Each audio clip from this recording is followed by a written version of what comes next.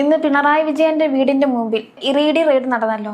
തിരിച്ചിറങ്ങിയപ്പോൾ അവർക്ക് നേരിടേണ്ടി വന്നത് വളരെ വലിയ പ്രതിഷേധമാണ്. സാക്ഷരത കേരളമെന്ന് നമ്മൾ അഭിമാനം കൊള്ളുന്ന നമ്മൾ കാണിച്ചു കൂട്ടിയതാണെന്ന് നമ്മൾ കണ്ടത്. കാറിന്റെ ചില്ല് തല്ലി പൊളിക്കുന്നു, അവർക്കെതിരെ പ്രതിഷേധിക്കുന്നു, അവർക്കെതിരെ ബഹളം വെക്കുന്നു. ശരിക്കും ഇവർക്ക് ഇതിനൊക്കെ ചെയ്യാനുള്ള ധൈര്യം എവിടുന്ന് കിട്ടി? ധൈര്യം എന്ന് പറയുന്നത് അവർ CPM പ്രവർത്തകരാണ് എന്നുള്ളത് മാത്രമാണ്. അല്ലെങ്കിൽ ഇപ്പോഴും പിണറായി വിജയൻ അധികാരത്തിലില്ലെങ്കിലും പിണറായി വിജയനാണ് അവരുടെ ധൈര്യം.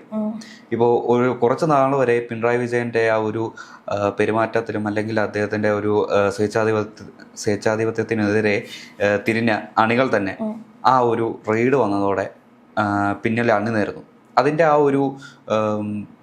അതിന്റെ തൽഫലമാണ് ഇന്ന് ആ ED ഉദ്യോഗസ്ഥർക്ക് അനുഭവിക്കേണ്ടി വന്നത്.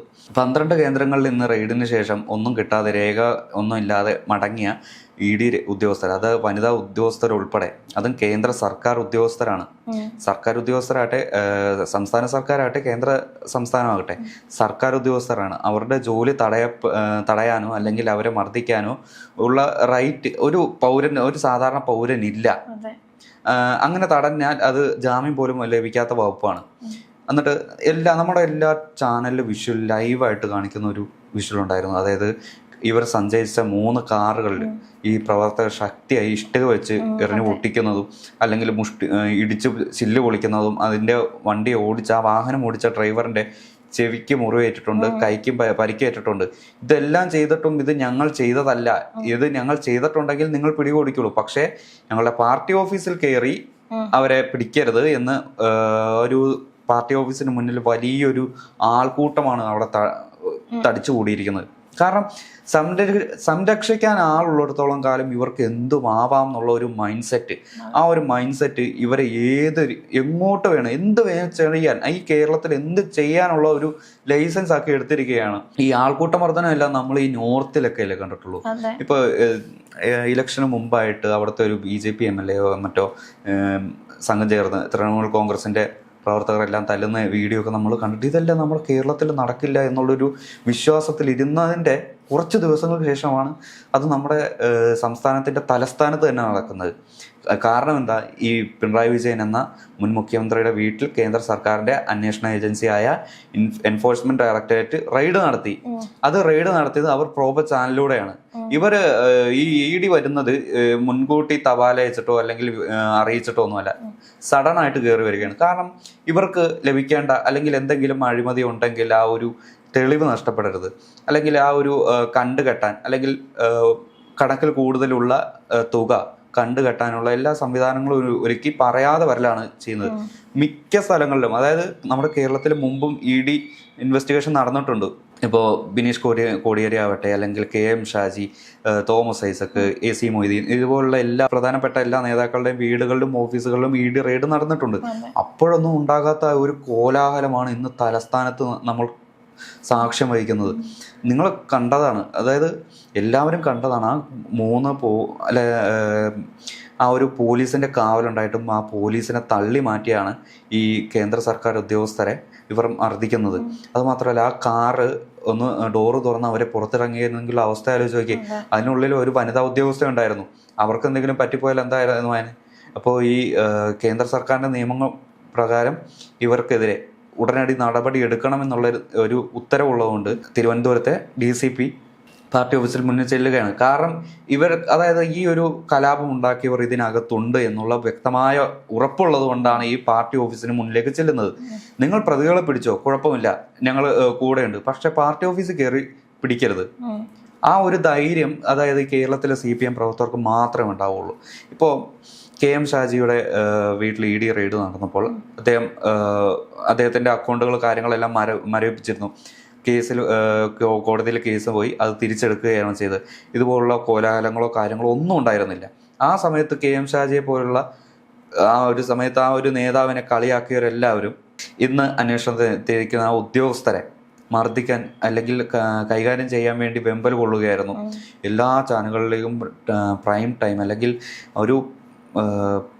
ഇന്ന് കേരളം കണ്ടത് മുഴുവൻ, അതായത് രാവിലെ മുതൽ ഇപ്പോൾ വരെ കണ്ടുകൊണ്ടിരിക്കുന്നത് ഈ ഒരു വിഷ്വലുകളാണ്. എന്നിട്ട് ഇവർ സമ്മതിക്കുന്നില്ല ഞങ്ങളുടെ കൂടെയുള്ളവർ ആരും ഒന്നും ചെയ്തിട്ടില്ല എന്ന്. എന്നിട്ട് ഞങ്ങളെ കാരണമില്ലാതെ പോലീസ് പിടിക്കുന്നു അല്ലെങ്കിൽ പോലീസ് മർദ്ദിക്കുന്നു, ഇത് രമേശ് ചെന്നിത്തല പോലീസിന്റെ അല്ലെങ്കിൽ വി ഡി സതീശന്റെ പോലീസിന്റെ കിരാതമായ നടപടിയാണ് എന്ന് പറയുന്നത്. 1-2 മാസം മുമ്പ് വരെ പിണറായി പോലീസ് എന്ന് പറഞ്ഞുകൊണ്ടിരുന്ന ഒരു കൂട്ടരുണ്ടായിരുന്നു. ഇപ്പോൾ ചെന്നിത്തലയുടെ പോലീസ് എന്നാണ്. അതായത് ആ ഒരു പോലീസുകാരെ എല്ലാവരെയും തള്ളി മാറ്റി ഒരു ആൾക്കൂട്ട മർദ്ദനമാണ് ഇന്ന് ആ ഒരു തിരുവനന്തപുരത്ത് പിണറായി വിജയന്റെ വസതിയുടെ മുന്നിൽ നടന്നത്. ഇത്ര ആൾക്കൂട്ടത്തിനിടയ്ക്ക് ഒരു ലാത്തിയും ഒരു ഷീൽഡും വെച്ച് ഒരു പോലീസുകാരൻ എന്ത് ചെയ്യാൻ പറ്റും? എന്നിട്ട് ജോൺ ബ്രിട്ടാസ് പറഞ്ഞത് ഈ അന്വേഷണ ഉദ്യോഗസ്ഥർക്ക് അല്ലെങ്കിൽ ED ഉദ്യോഗസ്ഥർക്ക് ബന്ദോബസ്ത് കൊടുക്കുന്നതിൽ കേരള പോലീസിന് വീഴ്ച പറ്റി, അത് ആഭ്യന്തരമന്ത്രിയുടെ പരാജയമാണെന്ന രീതിയിൽ അങ്ങോട്ട് തിരിച്ചു വിടാനുള്ള ശ്രമമാണ് ഇന്ന് രാജ്യസഭാ MP കൂടിയായ ജോൺ ബ്രിട്ടാസ് പറയുന്നത്. ഇത് ആരെയാണ് നിങ്ങൾ വണ്ടന്മാരാക്കി നോക്കുന്നത്? ഈ മലയാളികൾ എല്ലാവരും കേരളം അല്ലെങ്കിൽ എല്ലാവരും കണ്ട കാഴ്ചയാണ്. ആരെ തള്ളി മാറ്റി, ആരുടെ സുരക്ഷ മറികടന്നു, എന്തൊക്കെ ചെയ്തു എന്നുള്ള കാര്യങ്ങളെല്ലാം ലൈവായിട്ട് കണ്ടുകൊണ്ടിരിക്കുന്ന കാര്യമാണ്. ഇത് നിങ്ങൾ കണ്ണടച്ച് ഇരുട്ടായെന്ന് പറഞ്ഞ് മറ്റുള്ളവർക്ക് ഇരുട്ടാകണമെന്നില്ലല്ലോ. ജോൺ ബ്രിട്ടാസ്, MV ഗോവിന്ദൻ, ബേബി എല്ലാവരും ഇവരെ പ്രൊട്ടക്റ്റ് ചെയ്യാനാണ് നോക്കുന്നത്. അതായത് ഇവർ സമാധാനപരമായിട്ടുള്ള ഇതാണ് നടത്തിയത്. മുമ്പ് ചേട്ടൻ പറഞ്ഞ പോലെ പോലീസുകാരുടെ വീഴ്ച കൊണ്ടാണ് ഇങ്ങനെയൊക്കെ സംഭവിച്ചത് എന്നുള്ളത്. അതായത് തൻ്റെ പാർട്ടിക്കാരോ താങ്കളോ ഒന്നും ചെയ്തിട്ടില്ല, എല്ലാം ഇവരുടെ തെറ്റാണെന്ന് അവർ കാണിക്കുന്നത്. അതെ, അത് മാത്രമല്ല ഇപ്പോൾ പക്ഷേ മറ്റൊരു ഇടത്തെ കാര്യം തികച്ചും വ്യത്യസ്തമാണ്. അതായത് ഡൽഹിയിൽ ED ആസ്ഥാനത്തേക്ക് MA baby, Brinda Karat പോലുള്ള നേതാക്കളുടെ നേതൃത്വത്തിൽ നടത്തിയ പ്രതിഷേധ മാർച്ച്, ആ ഒരു പ്രതിഷേധ മാർച്ചിൽ എല്ലാവരെയും അറസ്റ്റ് ചെയ്ത് നീക്കി കൃത്യമായ രീതിയിലുള്ള ഒരു സുരക്ഷ ഒരുക്കാൻ ഡൽഹി പോലീസ്, അത് കേന്ദ്ര സർക്കാരിന്റെ കീഴിലുള്ള പോലീസ് ഫോഴ്സ് ആയതുകൊണ്ട് മാത്രമാണ്. നമ്മുടെ കേരള പോലീസിന് അവരുടേതായിട്ടുള്ള രീതിയിലുള്ള പരിമിതികളുണ്ട്. കാരണം സ്ത്രീകൾ ഉൾപ്പെട്ട ഒരു സംഘമാണ് നമ്മുടെ ഇന്ന് തിരുവനന്തപുരത്ത് ഈ ഒരു ഉപരോധം നടത്തിയത്. അവരെ തൊട്ടാൽ ഉറപ്പായും അവർ പറയും മനുഷ്യാവകാശ ലംഘനം, സ്ത്രീകളെ അല്ലെങ്കിൽ വനിതകളെ പോലീസുകാരൻ മർദ്ദിച്ചു എന്നുള്ള രീതിയിലുള്ള ഏത് എക്സ്റ്റെന്റ് വരിലേക്കും പോകും. ഇവരെ എങ്ങനെയെങ്കിലും പിടിച്ചു മാറ്റിയാലേ ഇവരെ പോകാൻ പറ്റുള്ളൂ. ഈ കാറിന് ചുറ്റും വട്ടം കിടക്കുകയും ബോണറ്റിൽ ഇടിച്ചും ചില്ലെറിഞ്ഞ് പൊട്ടിക്കുകയൊക്കെ ചെയ്യുന്നത് നമ്മുടെ രക്ഷാപ്രവർത്തനം ഉണ്ടായിരുന്നല്ലോ, ആലപ്പുഴയിലെ രക്ഷാപ്രവർത്തനം, അതിന് സമാനമായ രീതിയിലാണ് ഈ തിരുവനന്തപുരത്ത് ഇന്ന് നടന്നത്. എന്നിട്ടും അവർ പറയുന്നു ഞങ്ങൾ സമാധാനപരമായിട്ടാണ് ഈ ഒരു സമരം നടത്തിയത്, അല്ലെങ്കിൽ ആ ഒരു മുദ്രാവാക്യം വിളിച്ചതുമെല്ലാം ആ ഒരു സമാധാനപരമായിട്ടാണ്, പോലീസ് മറ്റേ പ്രകോപനം ഉണ്ടാക്കുകയായിരുന്നു എന്ന രീതിയിലാണ് ഇവർ ഇപ്പോൾ പടച്ചുവിടുന്നത്. ആ ഒരു പാർട്ടി ഓഫീസിന് മുന്നിലുണ്ടായിരുന്നത് VK പ്രശാന്ത്, V ശിവൻകുട്ടി, മുൻ വിദ്യാഭ്യാസ മന്ത്രിയാണെന്നുകൂടി ആലോചിക്കണം. ഒരു മുൻ MLA അല്ലെങ്കിൽ മുൻ വിദ്യാഭ്യാസ മന്ത്രി, ആ ഒരു രീതിയിലുണ്ടായിരുന്ന ഒരു നേതാവ് ഏത് തരത്തിൽ സംസാരിക്കരുതോ പക്ഷെ ആ ഒരു തരത്തിലാണ് സംസാരിച്ചത്. ശരിക്കും പറഞ്ഞാൽ അദ്ദേഹം അധികാരത്തിൽ നിന്നും ഇറങ്ങിയതോടെ ആ ഒരു CPM നേതാവിൻ്റെ അല്ലെങ്കിൽ ആ ഒരു കുപ്പായം ഇട്ടതോടെ ആ ഒരു വിദ്യാഭ്യാസ മന്ത്രി എന്ന ഒരു പദവി അദ്ദേഹം കൈമോശം വരുത്തിയിരിക്കുകയാണ്. അപ്പം ഈ എൻഫോഴ്സ്മെന്റ് ഡയറക്ടർ പോലും ഇത്രയും വലിയ ഉദ്യോഗസ്ഥരെ ഇവരെന്ത് ധൈര്യത്തിൽ, അതും ചുറ്റും ക്യാമറയുള്ള മുമ്പിൽ നല്ല ധൈര്യത്തോടാണ് അവരത് ചെയ്തത്. ശരിക്കും നമ്മൾ ആ വീഡിയോ കാണുമ്പോൾ തോന്നും നമ്മൾ കേരളത്തിൽ തന്നെയാണോ ഇത് സംഭവിച്ചതെന്ന്. അത്രയ്ക്ക് ഭയങ്കര ക്രൂരവും മോശമായിട്ടാണ്. അതായത് ഒരു വലിയ ഉദ്യോഗസ്ഥരെ, അതും കേന്ദ്ര സേന അവിടുന്ന് വന്ന ഉദ്യോഗസ്ഥരെയാണ് അവർ ഇത്രയും വലിയ ക്രൂരമായിട്ട് ചെയ്തത്.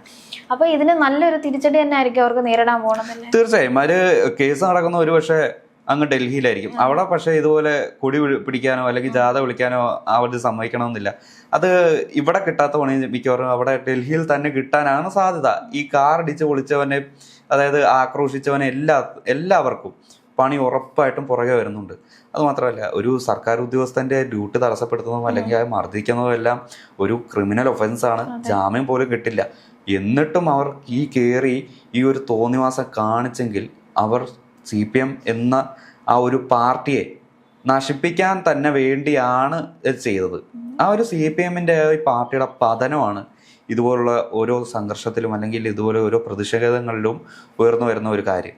ഇപ്പം പാർട്ടി ഓഫീസിലാണല്ലോ ഇപ്പൊ ഇവരുടെ ഒളിസങ്കേതം എന്ന് പറയുന്നത്. എത്ര നാളിരിക്കും അതിനകത്ത്? ജീവിതകാലം മൊത്തം ഒന്നും അതിനകത്തിലിരിക്കാനും ഒന്നും പറ്റത്തില്ല. ഒരിക്കലും അവർക്ക് പുറത്തിറങ്ങും, ഇതിനെതിരെ ഇത് ഫേസ് ചെയ്തേ പറ്റൂ. പക്ഷെ ഇത് അവസാനം വരെ പാർട്ടി സംരക്ഷിക്കുമെന്ന് ഇവർക്ക് എന്താ എത്ര ഉറപ്പെന്ന്? തള്ളിക്കളയേണ്ട അടുത്ത് തള്ളിക്കളഞ്ഞിട്ടുണ്ട്. അതായത് ഒരു പരിധി വരെ പാർട്ടിക്ക് സംരക്ഷിക്കാൻ പറ്റും. അല്ലെങ്കിൽ ആ ഒരു പാർട്ടി ഈ ഒരു കേന്ദ്ര സർക്കാരിൻ്റെ ആ ഒരു നിയമ നടപടിയിൽ ഇവർക്ക് ഈ ഒരു പാർട്ടിയും കൊടുക്കും. ഒന്നാമതേ നമ്മുടെ കേരളത്തിൽ വൻ പരാജയത്തിൽ നശിച്ച്, അതായത് ഭരണത്തിൽ നിന്ന് ഇറങ്ങിയിരിക്കുന്ന പാർട്ടിയാണ്. അപ്പോൾ അവരെ ഈസി ആയിട്ട് തൂക്കാനുള്ള ഒരു വഴിയും കേന്ദ്ര സർക്കാർ തന്നെ ഒപ്പിക്കുകയും ചെയ്യും. നമ്മൾ കേന്ദ്ര സർക്കാരിനെ സപ്പോർട്ട് ചെയ്തോ അല്ലെങ്കിൽ അവരെ പൊക്കി പറയുന്നോ അല്ല, ഒരു പ്രൊസീജിയറാണിത്. കാരണം നമ്മുടെ അന്യ സംസ്ഥാനങ്ങളിൽ, അതായത് കേരളം വിട്ടാൽ അല്ലെങ്കിൽ ഈ നോർത്ത് ഇന്ത്യകളിലൊക്കെ ചെന്ന് പോകുമ്പോൾ ആൾക്കൂട്ടമർദ്ദനം കാര്യങ്ങളും എല്ലാം കാര്യമായിട്ടുള്ള നിയമ നടപടി കാര്യങ്ങളൊന്നും എടുക്കുന്നില്ല. പക്ഷേ കേരളത്തിലും തമിഴ്നാട് പോലുള്ള 1-2 സംസ്ഥാനങ്ങൾ മാത്രമാണ് അക്രമങ്ങളിൽ ഒരു കർശനമായ നടപടി എടുത്തിട്ടുള്ളത്. അങ്ങനെയാണെങ്കിൽ ഇപ്പോൾ CPM അല്ലെങ്കിൽ LDF അല്ല കേരളം ഭരിക്കുന്നത്, UDF ആണ്. അപ്പോൾ ആ ഒരു ആക്ഷൻ അല്ലെങ്കിൽ അവർക്കെതിരെ നടപടി എടുത്തില്ലെങ്കിൽ UDFന്റെ സർക്കാരിന് ഒരു പ്രതിച്ഛായ വരും, പ്രതിച്ഛായ നഷ്ടപ്പെടും, ആഭ്യന്തര വകുപ്പിനും ഒരു തീരാ കളങ്കമാവും. പിണറായി വിജയന് രാജാവിന്റെ ധാർഷ്ട്യമാണെന്ന് പറയുമായിരുന്നല്ലോ, പാർട്ടിക്കാർ തന്നെ അവർ പറഞ്ഞു. പക്ഷെ ഈ പാർട്ടിക്കാർ ഇപ്പൊ കാണിപ്പണ്ട് അവര് പ്രജകളെ പോലാണ്, അതായത് അവർ അടിമകളെ പോലെയാണ് ഇപ്പൊ കാണിക്കുന്നത്. രാജാവിന് വേണ്ടി എന്തും ചെയ്യാൻ തോന്നും. അപ്പൊ ഈ പിണറായി വിജയൻ ഈ രാജാവിന്റെ പദവി കൊടുത്തത് ഇവരെ പോലുള്ളവര് തന്നെ അല്ലേ? തീർച്ചയായും ഈ രാജഭക്തി വാഴ്ത്തിപ്പാടാനുള്ള പ്രജകളുടെ ഒരു നട്ടല്ലില്ലായ്മ, അത് ഈ പിണറായി വിജയനെ പോലെയുള്ള നേതാക്കൾ ആവശ്യത്തിന് യൂട്ടിലൈസ് ചെയ്യാണ്, അല്ലെങ്കിൽ അത് മുതലെടുക്കുകയാണ്. ഞാൻ പറഞ്ഞാൽ ഒരു കൂട്ടം എൻ്റെ പിന്നിലുണ്ട് എന്നുള്ള ധൈര്യമാണ് ഇന്ന് ആ ഒരു തിരുവനന്തപുരത്ത്, ആ ഒരു നഗരത്തിൽ ഈ ഒരു ജനങ്ങൾ ഇന്ന് അനുഭവിക്കുന്ന ബുദ്ധിമുട്ടിൻ്റെ കാരണം.